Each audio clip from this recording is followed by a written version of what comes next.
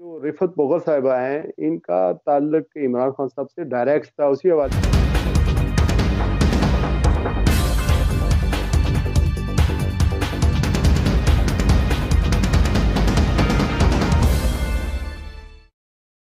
अस्सलाम वालेकुम, मैं हूँ शिराज खान। प्रोग्राम लंदन आई में मैं आपको एक दफ़ा फिर भरपूर वेलकम करता हूँ। आज का प्रोग्राम निहायत आम है, चूँकि मेरी जो मेहमान शख्सियत हैं वो बड़ी आउटस्टैंडिंग पर्सनालिटी की मालिक है। बहुत सारा काम है यहाँ।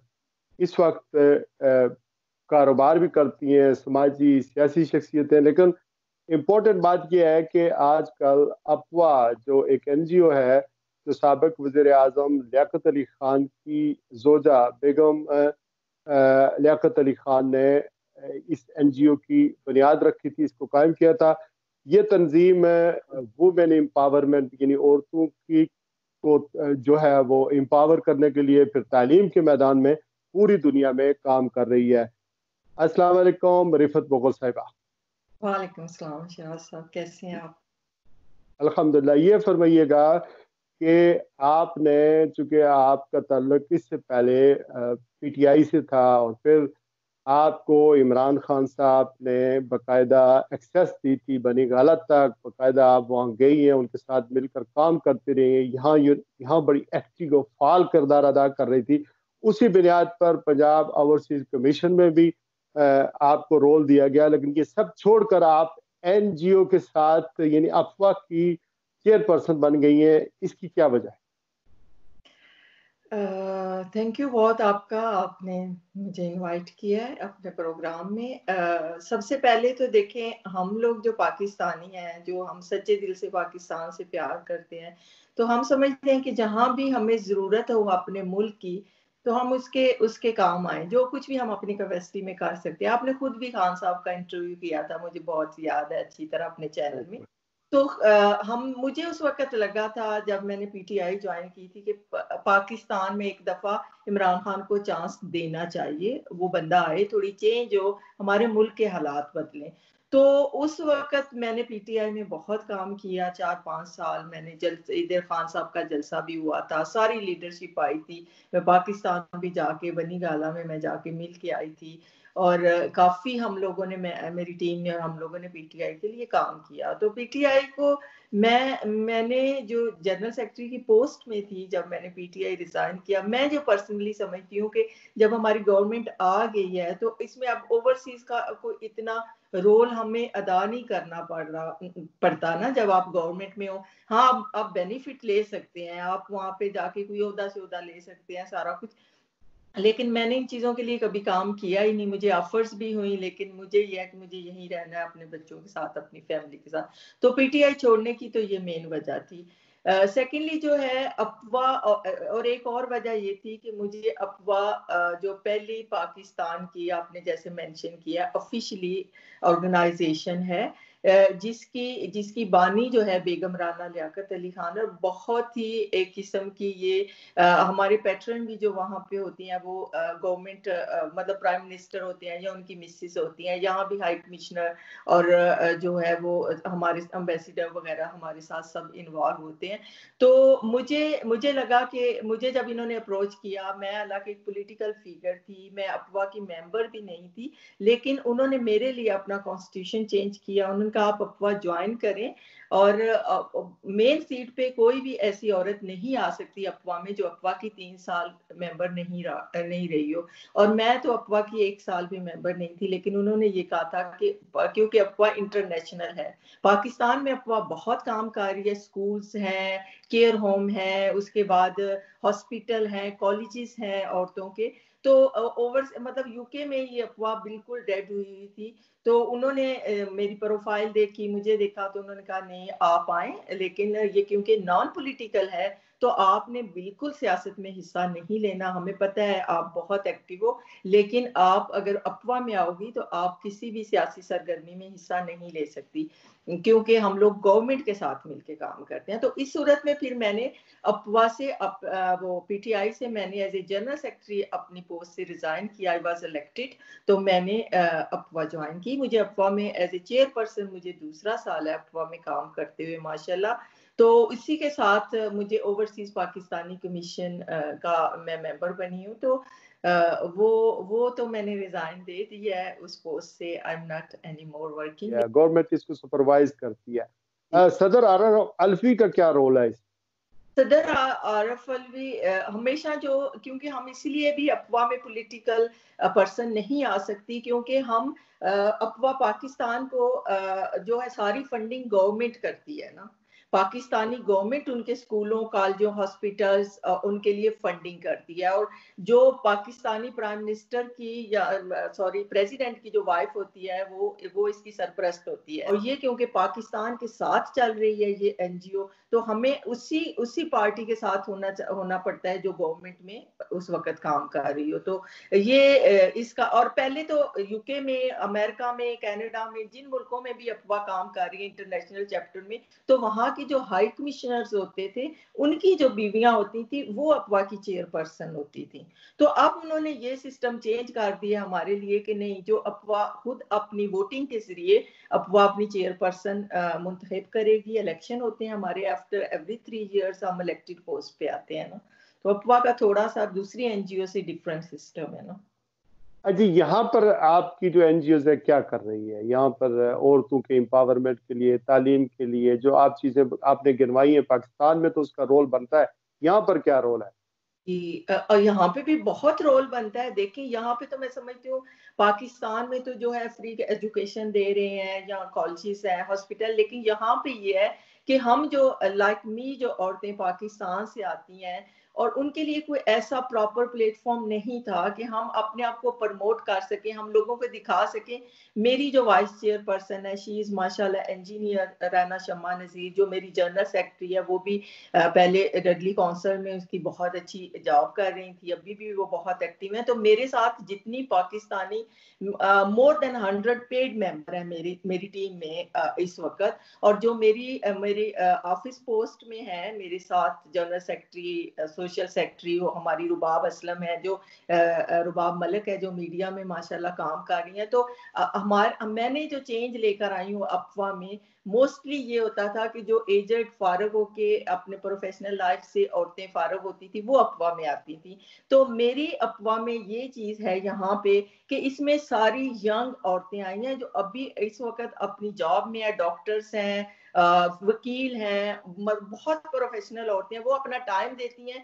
اور ہم اس سے یہ کرتے ہیں کہ دیکھیں میں نے پچھلے سال اپنی ٹیم کے ساتھ مل کے اویئرنیس کے سیمینارز کی ہیں. فرسٹ ٹائم اس میں بریسٹ کینسر کا سیمینار تھا، اس میں پھر ویل بینگ ہے، اس میں امیگریشن وکیلوں کے ساتھ آپ کو جو عورتیں پے نہیں کر سکتی ان کو اگر ہیلپ چاہیے تو وہ ہم نے کی ہے. اس کے علاوہ پھر ہم لوگ عید پارٹی پہ جو ہم پاکستانی عورتیں ہوتی ہیں، ہمیں شوق ہوتا ہے ہم کپڑے پہنے، ہم کہیں گیدرنگ کریں، تو وہ ہم پارٹیز کرتے ہیں، ٹرپس کرتے ہیں. تو کافی بہت ماشاءاللہ سے ایکٹیویٹی کی ہے ہم لوگوں نے. تو آپ نے بہت محنت کی.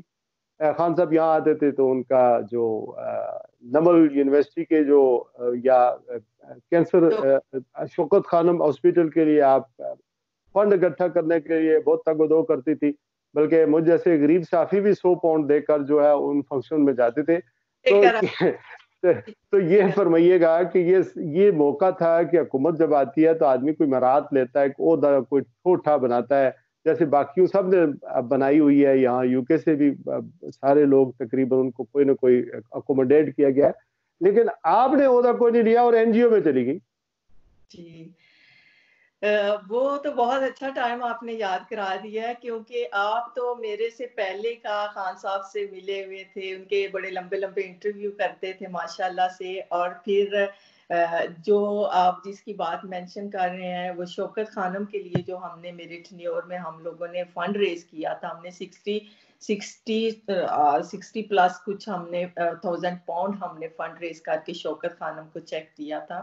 اور خان صاحب نے اسی کو بہت اپریشیٹ کیا تھا. اس کے بعد میں بنی گالا بھی گئی تھی، اور ایون ان کا یہی تھا کہ آپ پاکستان آئیں، آپ یہاں سیاست میں حصہ لیں، ہمیں بہت ضرورت ہے آپ جیسی خواتین کی جو آ کے سیاست میں آ کے عملی طور پہ ادھر حصہ لیں. لیکن پہلی بات تو شیراز صاحب یہ تھی کہ میں ہم لوگ تھوڑے جٹ زمیندار ہیں، تو میری فیملی اسٹرکٹ ہے اس مسئلے میں، انہوں نے مجھے پاکستان میں سیاست کی پرمیشن نہیں دی نا.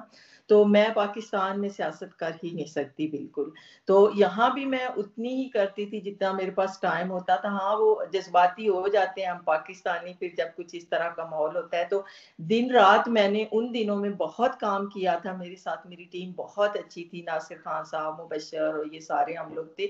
تو اس وقت جو یہ تھا, ہم لوگوں نے جلسہ کیا تھا اتنا بڑا, جو یو کے کی ہسٹری میں پی ٹی آئی کا پہلا جلسہ ہوا تھا, جس میں خان صاحب نے خود کہا تھا کہ اس سے بڑا جلسہ کسی یورپین یا کسی پاکستان سے باہر نہیں ہوا, جو برمنگم میں ہوا تھا. تو مجھے یہ تھا کہ مجھے یہ قسم کا جنون ہی تھا کہ ہم نیا پاکستان بنائے, خان صاحب کے ساتھ کھڑے ہوں, اور پاکستان جو ویژن وہ دے رہے تھے وہ مجھے بہت ہی اچھا لگ رہا تھا. ہم لوگ سارے, میں نہیں, میری جتنی ٹیم تھی وہ پاکستان کے ہائیلی ایجوکیٹڈ تھے سارے, اور ہم لوگ فیملیاں کسی اور پارٹی کو سپورٹ کرتی تھی اور ہم لوگ چھوڑ چھاڑ کے ہم پی ٹی آئی کے پیچھے لگے ہوئے تھے. اور جنون ٹائپ کا تھا ہمارے اندر, ایک وہ جذبہ جو تھا, ہم نے اسی کے تحت کام کیا. لیکن اچھا, جب عمران خان سے آپ ملی تو وہاں کو سیکورٹی یہ وہ آپ کو تنگ نہیں کیا؟ پھر آپ آ گئی وہاں سے, ایک برٹش وومن جاتی ہے یہاں سے پاکستان میں, تو کچھ شک شکوک تو ہوتے ہیں. تھوڑی سی وہ سچویشن تھوڑی سی ہوئی تھی آکورڈ, کیونکہ ریحام خان اس سے 1 مہینہ پہلے چھوڑ کے آئی تھی لنڈن, برمنگم میں. ان کو میں نے ریسیو کیا یہاں برمنگم ایئرپورٹ پہ بھی, اور بڑا اس وقت میں ایکٹیو تھی. اور اس کے فوراً بعد میں پھر پاکستان گئی تو میں خان صاحب سے ملی. تو مجھے ایون ان کی جو سیکٹری تھے اور ان لوگوں نے یہ پرسنلی کہا کہ بھئی خان صاحب نے یہ کہا ہے کہ اب آپ یہاں سے ڈائریکٹ واپس چلی جائیں انگلینڈ, اب یہاں نہیں پھریں, کیونکہ وہاں پہ یہ چکر ہوتا ہے کہ پھر فوراً کیچڑ اچھالنا شروع کر دیتے ہیں. اچھا جی وہ ایک چلی گئی اب دوسری آ گئی ہے, یہ وہ ہے.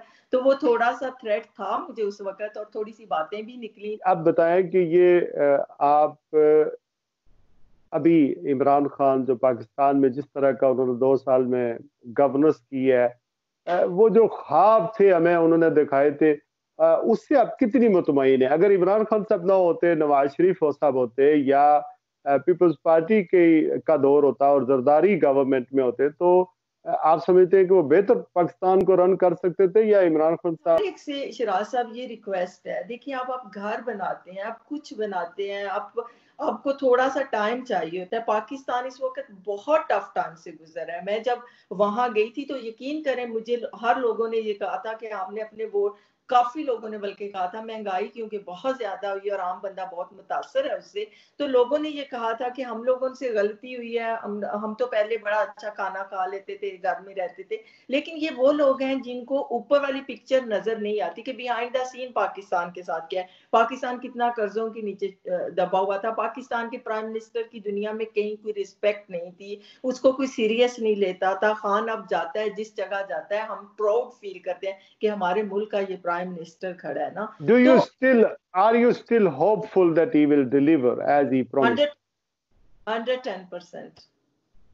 جو بزنس آپ جس بزنس میں ہیں اس کے بارے میں بتائیں, کیا کر رہی ہیں آپ؟ بزنس کی مجھے بہت ضرورت تھی, سب سے زیادہ ضرورت تھی, کیونکہ میرے بندے نے ہینڈ اوور کر دیا تھا کہ اب میرے پاس تمہارے خرچے بڑھتے جا رہے ہیں. میں نے پی ٹی آئی میں والنٹیئر کام کیا, میں نے جیب سے پیسے خرچ کیے, ادھر ادھر جانا, سارا کچھ کرنا. ہم لوگ ایک پیسہ بھی ہم نے پی ٹی آئی سے اچھا, یو کے والے, ہم ذرا یو کے والے یا تو بدھو ہیں یا بیوقوف ہیں, اپنی جیب سے پیسے لگا کے سیاست کرتے ہیں, جبکہ پاکستان میں پیسے کمانے کے لیے لوگ جو ہے وہ سیاست کرتے ہیں. لیکن پاکستان میں تو موسٹلی اب سیاست کا کاروبار ہی بنی ہوئی ہے ایک قسم کی, کہ لگاؤ میرا ہے, اب میری ٹیم اس کو سٹارٹ کرے. اب بزنس پہ آ جائیں, کیا بزنس کر رہی ہیں آپ؟ سے مجھے یہ تھا کہ میں اب کہیں نہ کہیں میرے پاس پیسے آنے چاہیے تاکہ میرے خرچے نکلے نا.